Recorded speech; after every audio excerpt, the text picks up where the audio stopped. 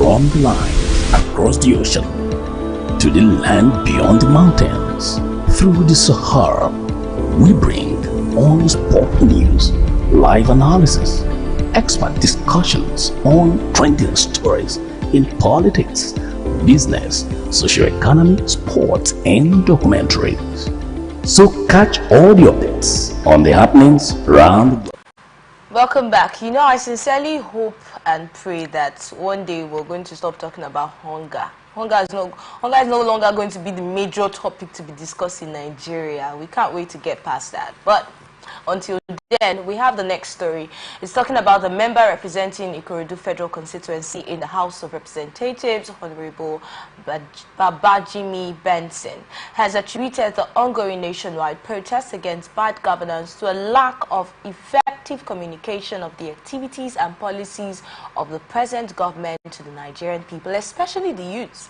Now, speaking with a group of journalists, the federal lawmakers said, while the right to protest is constitutionally guaranteed, doing so in an atmosphere of violence will not yield any positive result, and he appealed to the people to exercise patience and wait for the policies of the government to yield dividends.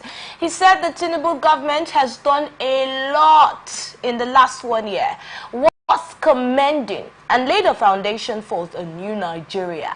But he regretted that the gains of the government are lost on the Nigerian people because of lack of communication. In his words, and I quote, "What is happening in Nigeria is that people are hungry. People want their welfare and security to be improved. And whatever it takes to achieve that would mean spending money.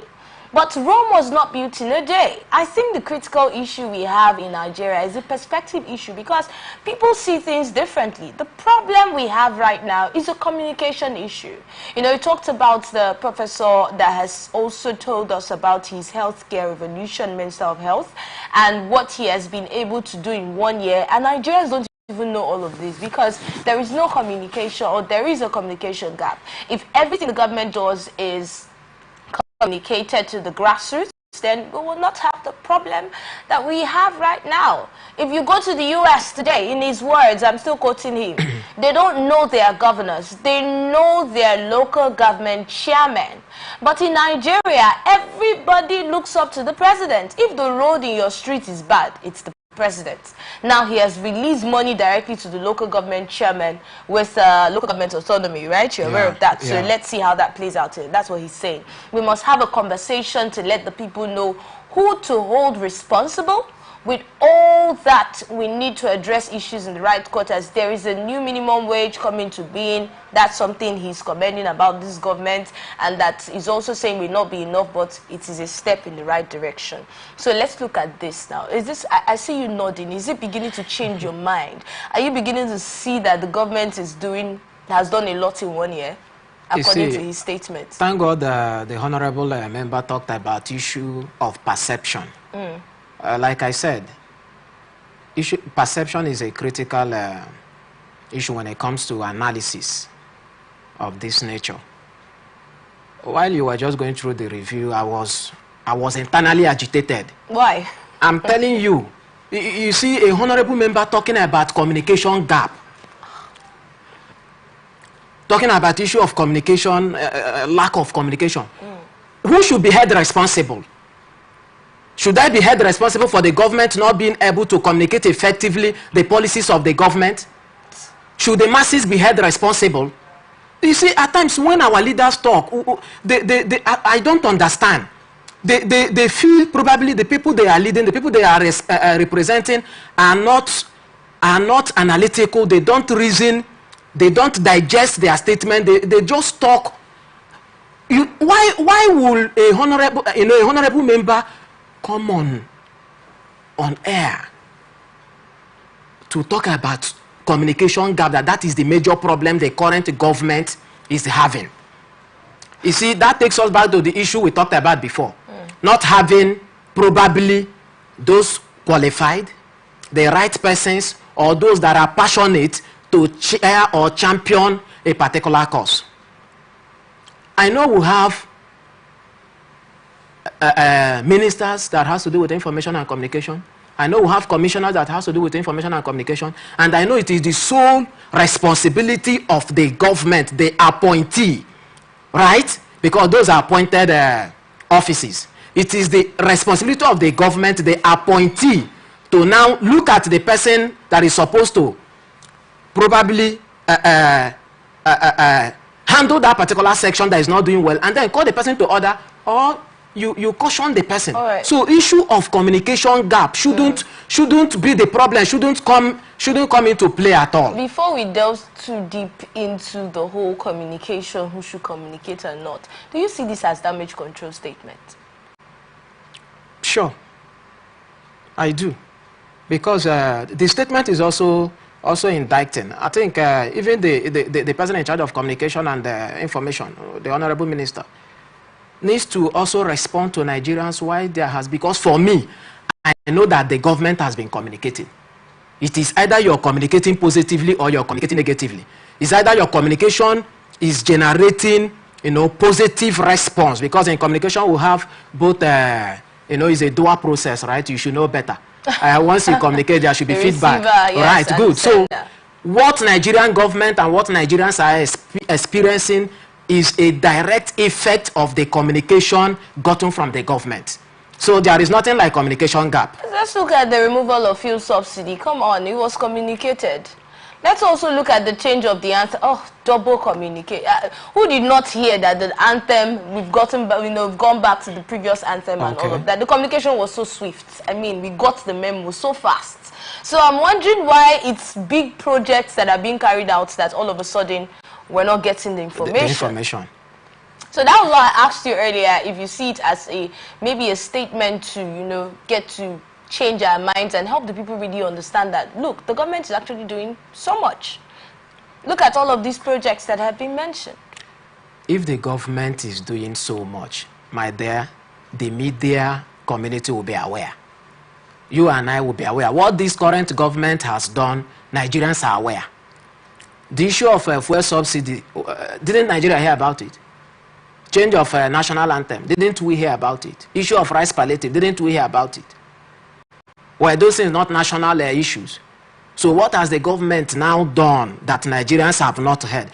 Okay, let's say that they should communicate. We also heard about the students' loan. At least that's one. Yes. A lot of Nigerians commended the government, even though some people still felt like, how do you give loans to people who do not have jobs? Now, when they come out, what's the guarantee they'll get a job to pay you back?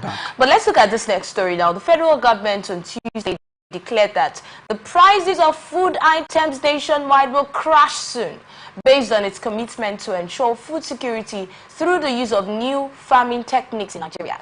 It disclosed this in Abuja at the 48th annual conference of the Soil Science Society of Nigeria, and the Minister of State for Agriculture and Food Security, Dr. Aliyu Abdullahi, while speaking at the conference, said the government is fully aware of the current food crisis in Nigeria.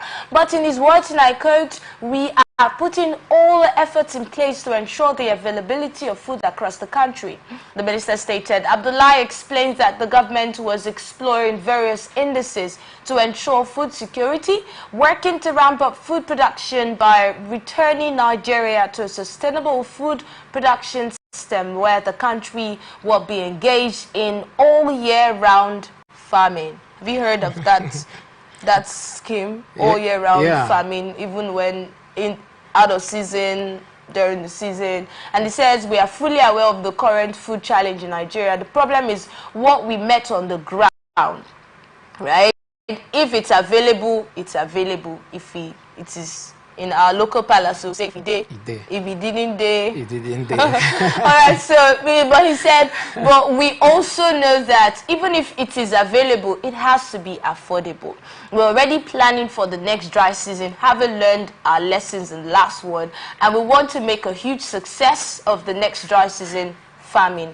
So for those of you who are close to where you have easy water, please take advantage of all of that. You're an agro expert. Please let's get your thoughts on this statement. Okay, I think that's very commendable, but I'm a bit worried whenever I hear this issue of we're doing something. we are putting things in place. The people should be patient. My dear, since the commencement of a Nigerian democratic era to date, Nigerians have been patient with our government. Nigerians graduated from the point of being patient to the point of enduring. And believe me, Nigerians have entered the level of long suffering, and we are crossing there. And once Nigerians cross the level of long suffering, I just pray God should save us. So the issue of putting things in place, fine, is a good one. But for how long? We heard that government, and I know that government is a continuum. But it's so shocking in Nigeria, especially of course, not just the APES government administration in Nigeria, both state and local government level, all inclusive. Once somebody emerges, assumes office, you hear that when we entered, this is what we met. We didn't see this, we didn't see much. We have upgraded the system from where it was to a new. So let me cut you there. Sorry to cut you there because of our time. There's something I really want you to touch regarding this, since you're an expert in agriculture. One of the problems we have in Nigeria, which is the hunger we've been screaming about, if the agricultural sector is arranged and, productive, we will not have that big problem. Sure. I mean, we have lands, we have farmers, we have people who are ready to do these things. So let us talk about the challenge that you guys are facing. What do you want the government to do? Agricultural experts, what are you calling for?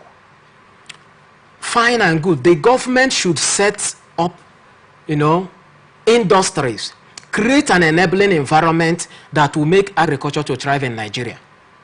That is the paramount thing that the government needs to do. And then the Federal Ministry of Agriculture should be up and doing, because I know that the Ministry of Agriculture has units across the states. Now, the Federal Ministry of Agriculture should try to monitor what goes on in the various state parastatals or agencies that are the sub-unit of the Federal Ministry of Agriculture that are situated across the state. They should find out what happens there. For instance, some of the things we read, some of the things we see online, some of the things we listen to on news and all of that, those of us in Niger Delta, those of us in South, we hardly see them. I mean, farmers within this area. So the Federal Ministry of Agriculture has a role to play. Now, leaving that particular terrain, the issue of engaging the core practitioners.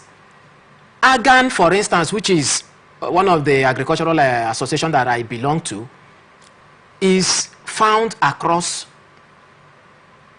the 36 states of Nigeria. Everywhere in Nigeria, we have AGAN, unit of AGAN, and we have different agricultural groups. Now, these are called professionals. These are farmers that are ready to complement the effort of the government. They are grassroots personnel. They came out from a place. They understand the agricultural requirement of their area. So government should be able to engage these professionals that will now help probably the aged farmers at the grassroots to improve on agriculture. Now, if you have enough personnel, how do you think that whatever intervention or policies you're making, you're proposing or enacting will be effective? All right, so saying that the agro experts in the Niger Delta are not really feeling or having the impact of some of these policies that they're saying they're carrying out, or some of the things that they are giving, right? Yeah. Is it a problem of communication, like it was earlier mentioned? Is it that these farmers are not aware of the existence of these grants or maybe loans or policies or movements? Is that the issue, or is it an issue of it not even getting to them via the distribution? That's all you've mentioned, part of the issue. I've heard of some farmers, I met some of them at the Bank of Agriculture then, and then I overheard some of them we heard there is a loan like this. At the other part of Nigeria, they are assessing some of those facilities, but here in our own zone, that those facilities, they have visited the banks, and banks is saying this, you need to see the conditions that are being given to these farmers and all of that, So that's part of the challenge. At times, these things comes in and then is not assessed. It's not easily assessed by those that are supposed to assess them. Have you assessed any loan or grant by the government since you started practicing? I wish. I have not. Even when we brought government to our establishment some years back, and I can still recall vividly, then the Commissioner for Agriculture was like, wow, you mean this kind of thing can happen in this state? There is something like this? And we were requesting for a kind of government support. We have not gotten a dime from government. All we do is, self-help on individual level. Even though you have tried to access these funds that are available, that we hear are available. No one have not assessed, and people around me have not assessed. So what have you done? What have you people done about it? But when I say you know who I'm talking about. The agricultural graduates now. Well, just like what is happening in Nigeria, if we go beyond the issue of writing proposals, seeking for audience, and trying to communicate our initiative to the government, and probably gets to the point of maybe adopting another measure, they will target protest or whatever. So we are still. It's your right to protest. Of course, definitely. But we're still at the stage of trying to write directly to the government, from the local government level down to the state level, even NDDC. We have been making frantic effort to ensure that, because there is so painful that we have people that are ready to do the job, but the government, of course, not when I say the government, this part of the country, especially South. Our governors in this area seems not to be keen in very well into agriculture. So it's a major challenge. That's not what we hear in the news. So that's not even what we got yesterday from all of the reports when we were told about, even when the Senate president was talking about the moves that the president has made right here in the Niger Delta. In fact, statements were made that nobody in the Niger Delta would want to say they want to protest with everything that the federal government has done for them. So where are they? Where is the effect of those things? Personally, we have proposed to even the state government. We have proposed to state government to allow our association, just show us a land. Don't pay for the manpower. We are ready to, to practice. We are ready to grow some agricultural, some crops. We are ready to do some things to help the State Minister of Agriculture to upgrade the. The same thing we are doing, so some of our colleagues in other states are doing. But when it comes to agriculture, we in South here, Niger Delta Zone, it's like agriculture is not something that should be ventured into by the government. Most of our government agencies here, our governors, you see some of them make statement, bogus statement, very, appealing, statement, agricultural blueprint. But when it comes to practical, when it comes to, the real thing, you don't see them implementing. You don't see them implementing. Right. So it's a major challenge here for us. It's something that we definitely would have to talk more about. But let's look at the reports that's no fewer than about, some reports say 14, some reports say 17, that protesters, including a policeman yesterday, lost their lives on the first day of the protest against the hardship in the country. This is really sad because reports say those killed include 6 at Suleja in Niger State, 4 in Maiduguri, Borno State, 3 in Kaduna State, and 1 in Kebbi. Aside from those that were killed during the protest, a curfew was also declared in Borno, Kaduna State, as the protesters, which started on the peaceful note, turned violent later, and clashes between the police and protesters were equally recorded in Abuja, the same FCT that the minister said was peaceful. Now, Delta and Bayelsa states, but the protest was largely peaceful in Lagos, Oyo, Osun State. Now, at Suleja, where dozens of protesters also sustained injuries, victims were said to have been killed while security operatives were struggling to dislodge a group of protesters who mounted barricades on the section of Abuja-Kaduna highway. Now, there was a particular man who they said was just driving past, and then a stray bullet hit him. Wow. And I'm trying to look at that because the report actually said that these bullets were to disperse the protesters. And I'm asking, bullets to disperse protesters? Can someone just help me this makes sense now? Because going through, I had to do a lot of research on it. I found out that a lot of people actually reported this. So what is going on? What happened to the peaceful protest? What happened to the security personnel on ground? Security personnel and then the people fighting having a clash, according to the way the reports had it. You have 1 minute to react to this story. Well, it still boils down to the issue we talked about before, hijackers. You know, those that want to sabotage the effort of the sincere protesters and all of that. And if you ask me, they are as well sponsored, which is a result of hunger. Of course, it's as a result of hunger. And then the police should brace up. The police should brace up if they are on ground. Once they sense, you know, something that will disrupt the process, immediately something should be done so that we don't record. Well, now, reports said that the people, that's the protesters, actually outnumbered the police. Now, if I go back to that story now, they were outnumbered. You know, some policemen who were around the barricades, you know, trapping hundreds of protesters or passengers and motorists for that hours, and some policemen who were around that barricade could not control the youths, according to reports, who outnumbered them. And a reinforcement team was also called at that time to come into the scene, and, you know, they were asked to come into the scene, and they did at that time. So this story was actually very pathetic, looking at the man who was hit by, please keep going, who was hit by a straight bullet, and the bullet reportedly hit him on his bike in front of the Suleja Police A Division. Websters had assembled, and his nephew got to talk about what had actually happened and how the bullet was fired to disperse protesters. Wow. So that means live bullet, according to reports, was fired to disperse protesters.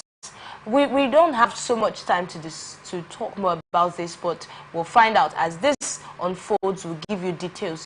But this is where we get to wrap things up, and we appreciate you for being a part of this conversation. Thank you so much, Theoporin, for joining us. Thank you very much. Thank you very much. We hope to have you some other time.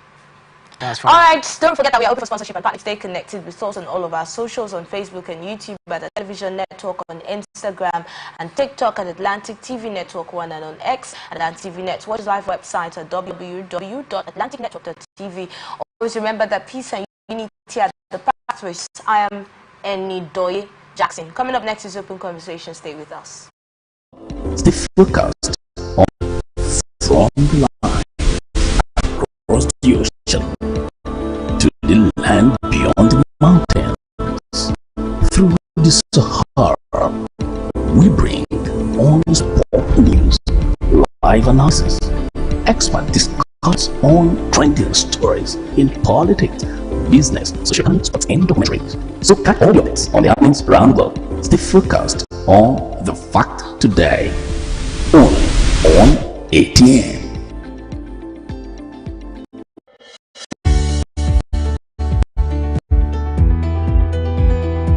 People into the country illegally. Honourables, you human Honourables, you understand.